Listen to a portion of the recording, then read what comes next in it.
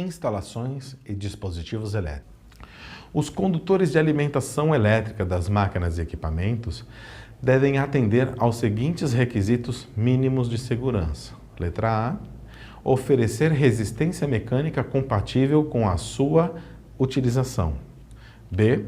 Possuir proteção contra a possibilidade de rompimento mecânico, de contatos abrasivos e de contato com lubrificantes, combustíveis e calor. Na letra C, localização de forma que nenhum segmento fique em contato com as partes móveis ou cantos vivos. Na letra D, não dificultar o trânsito de pessoas e materiais ou a operação de máquinas.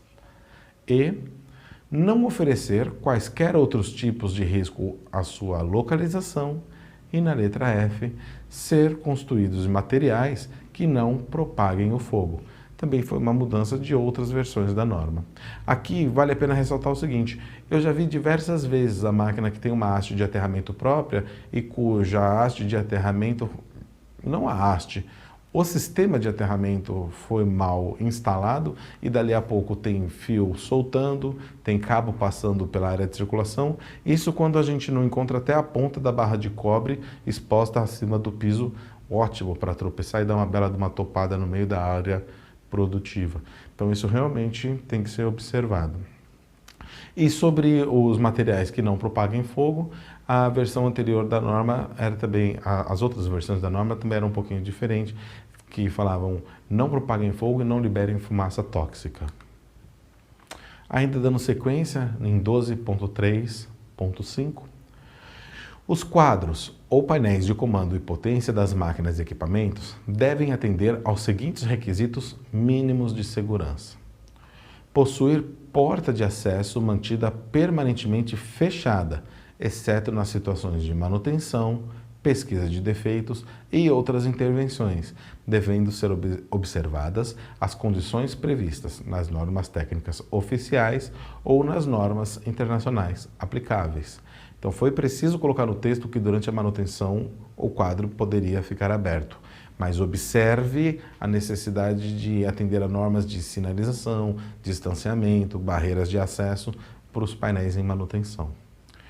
Possuir sinalização quanto ao perigo de choque elétrico e restrição de acesso por pessoas não autorizadas.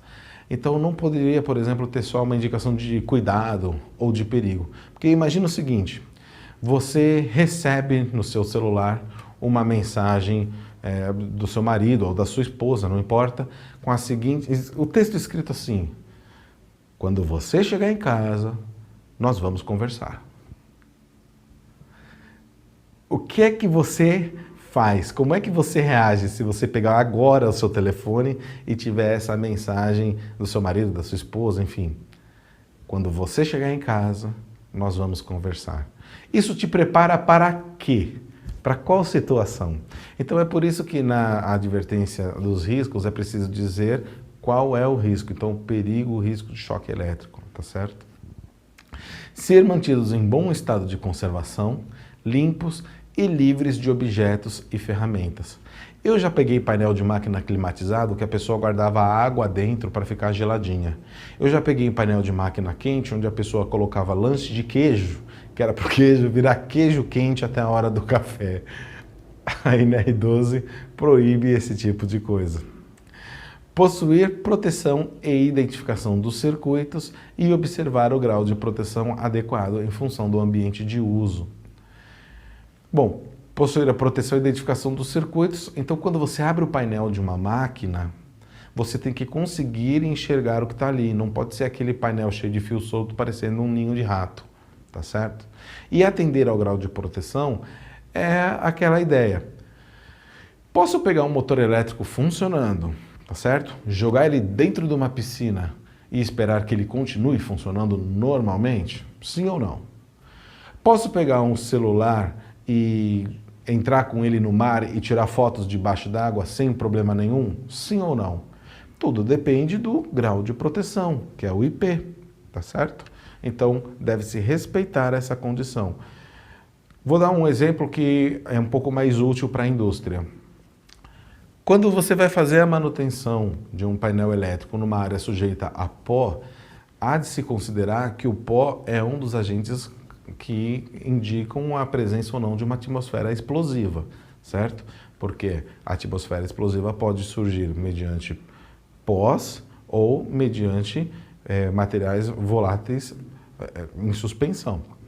Então, se você falar que você tem um material à base de pó, você tem que tomar cuidado com a permeação dele em painéis elétricos por alguns motivos. Primeiro, pelo risco de incêndio. Segundo, porque se não for um material combustível ou inflamável, ele provavelmente vai gerar falhas de contatos nos circuitos da máquina. Então, dali a pouco, a máquina deixa de funcionar, perde função de segurança, ou então ela começa a ter desempenho maluco, e quando vai ver foi porque entrou pó no painel elétrico e esse pó ou está fechando curtos ou está isolando os circuitos. Então, em ambos os casos, são exemplos aplicáveis por causa do grau de proteção adequado.